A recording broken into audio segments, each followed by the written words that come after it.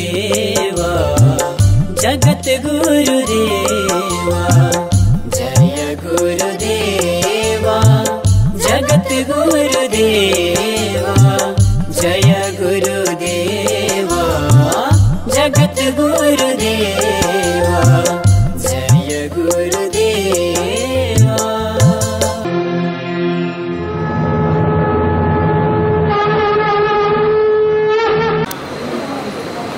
भक्तवत्सल भगवान वैदिक सत्य सनातन धर्म को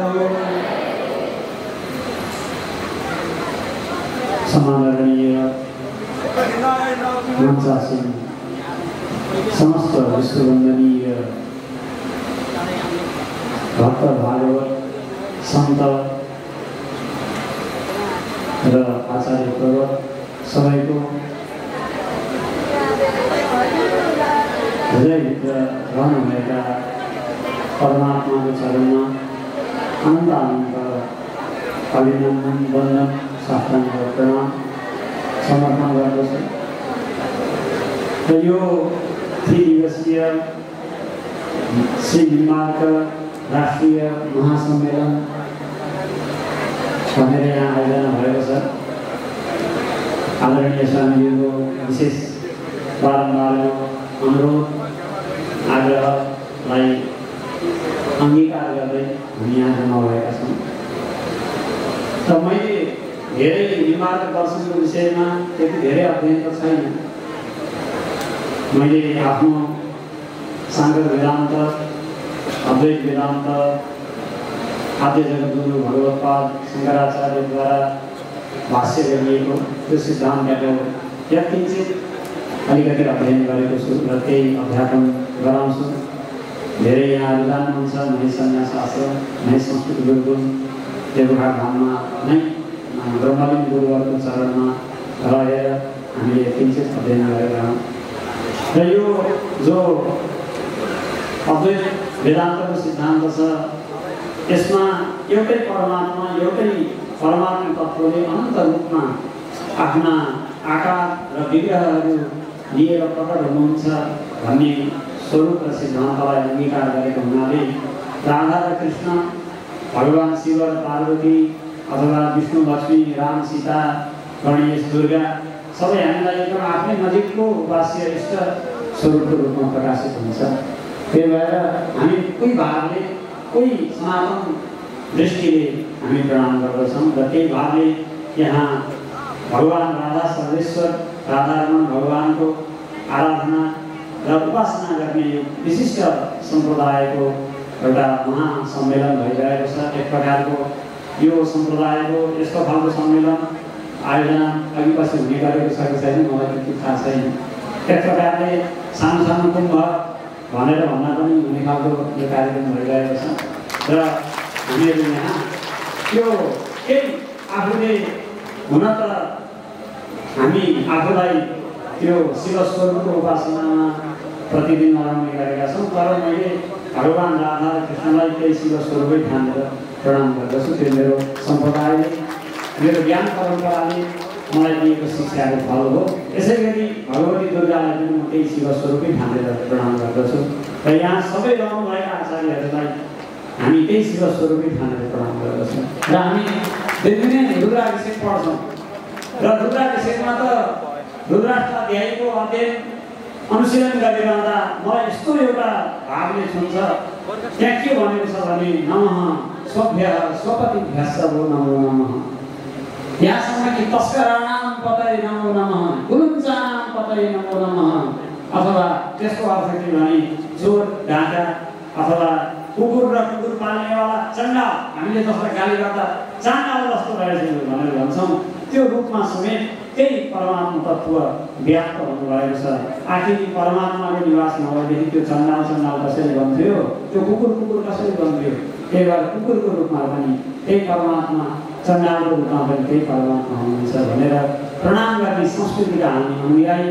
हामी परमात्माको स्वरूप केवल असल व्यक्तिहरूमा मात्रै रहन्छ र अरूको चाहिँ शैतानको पक्ष हुन्छ भन्ने त्यस्तो खालको सिद्धान्तका अनुयायी होइनौँ। हामी त शैतानलाई पनि शैतान गर्न दैत्यलाई पनि त्यो चैतन्यको आवश्यकता पर्छ, जसको चैतन्य सत्तालाई पाएर असुर पनि म असुर हुँ भनेर दम्भ गर्छ र त्यही परमात्माको शक्तिले ईश्वरको निन्दा समेत गर्छ। तर त्यो शक्तिले उसलाई सत्ता र चैतन्य दिन कन्जोसै भनेका हामी यस्तो खालको विशाल सभ्यता र संस्कृतिका अनुयायी हौँ जहाँ सारा प्राणी मात्रको कल्याणको भाव गरिन्छ र देवहूतिका कविले उपदेश गरेको भागवतको एउटा भनाइ थोरै अध्ययन गरेको छु।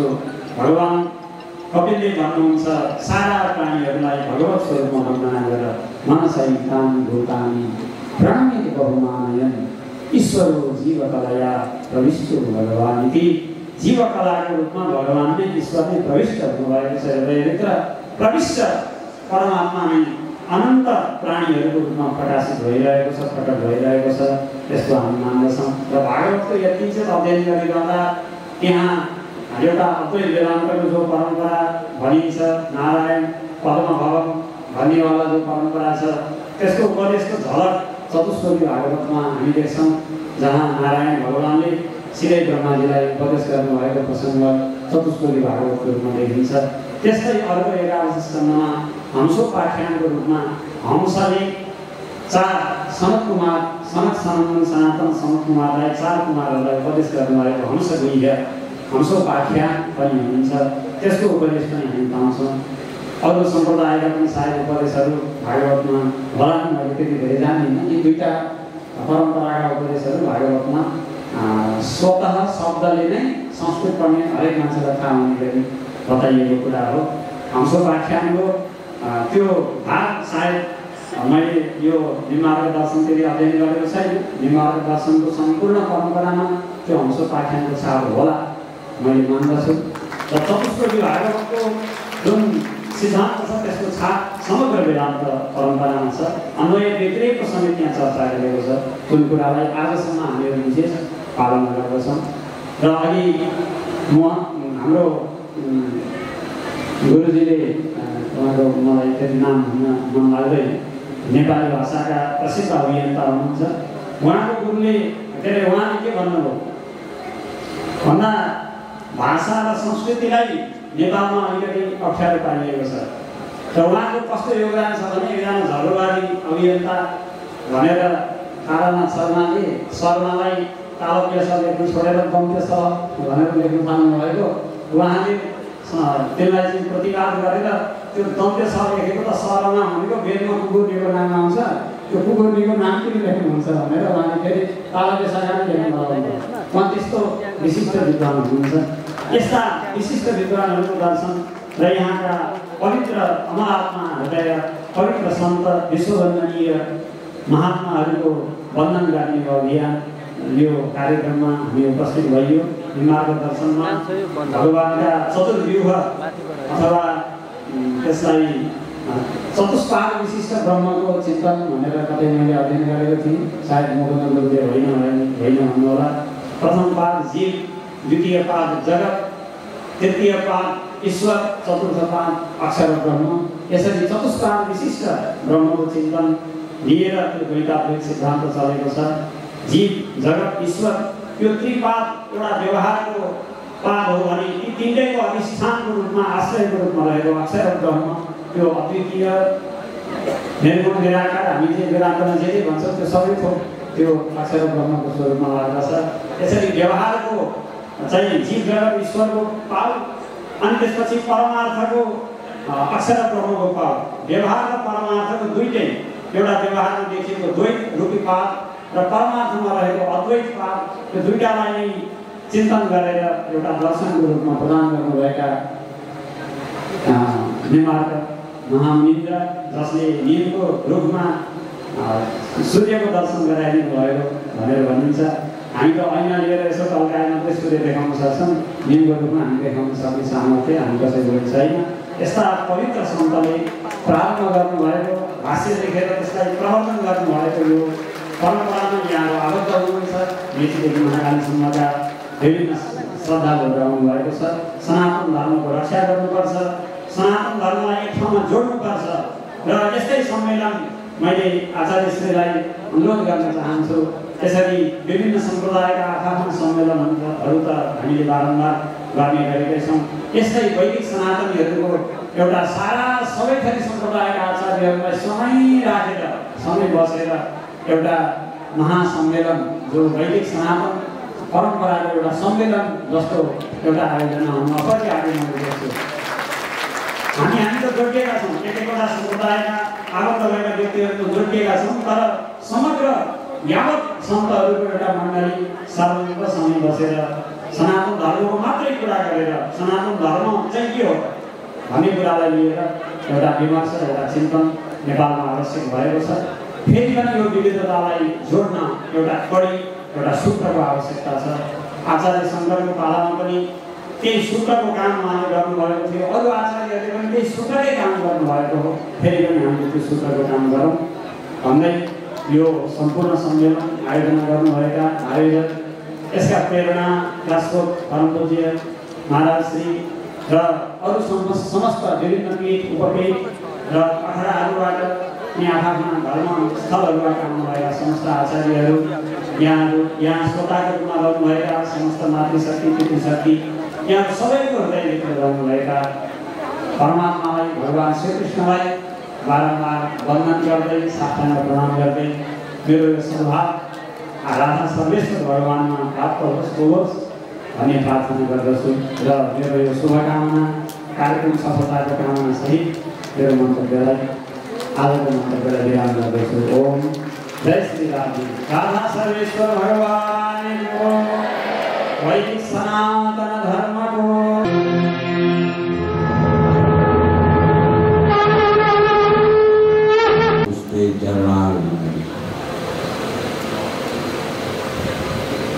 आज के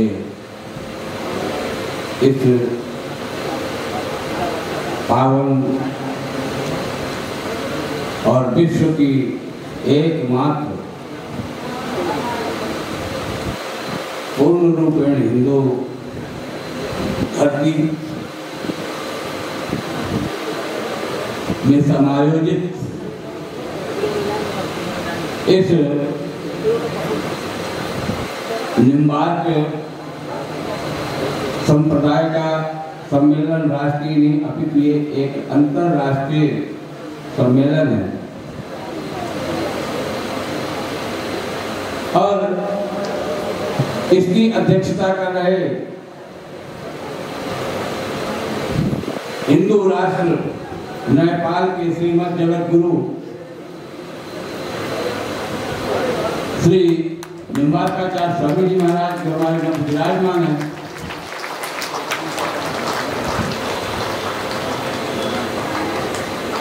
श्री महाराज जी मोहन देवाचार्य जी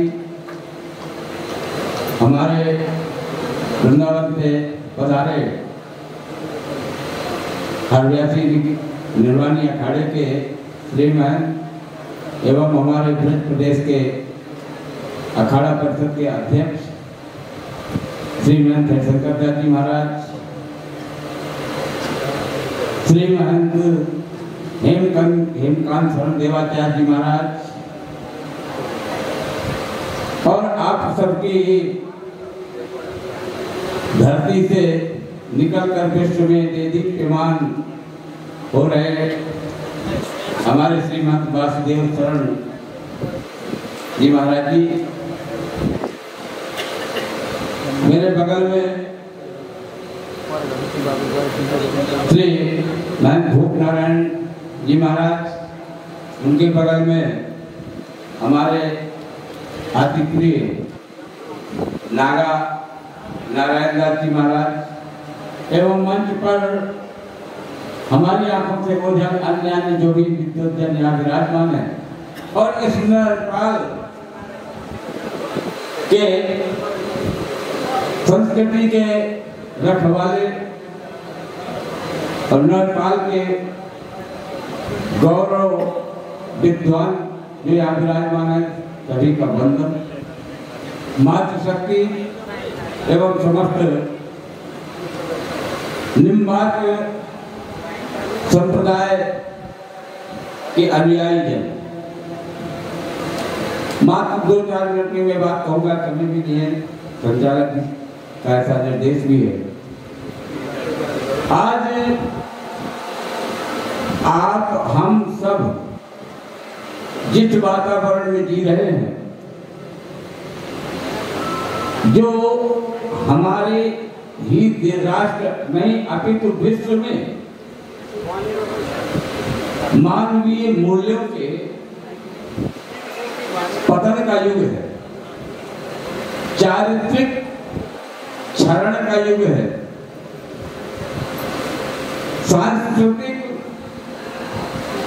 पतन का युग है। और ऐसे विषम वातावरण में हम अपनी संस्कृति और अपने धर्म को सुरक्षित कैसे रखेंगे, सबसे विचारणीय बिंदु ये है। जब इस विषय पर विचार करते हैं तो हमारी दृष्टि हमारे उन महापुरुषों की तरफ जाती है जिन्होंने अपनी दिव्य दृष्टि के माध्यम से, दिव्य ज्ञान के माध्यम से एक ज्ञान गंगा प्रवाहित की, जो संप्रदाय के रूप में धरती पर अवतरित हुई। और उस गंगा को अवतरित करने वाले अनेकानेक महापुरुष हुए हैं। विशेषकर वैष्णवों में हमारे 4 संप्रदाय हैं और उन प्राचीनतम संप्रदायों में निम्बार्क संप्रदाय एक विशिष्ट संप्रदाय है जो द्वैताद्वैत सिद्धांत आधारित है।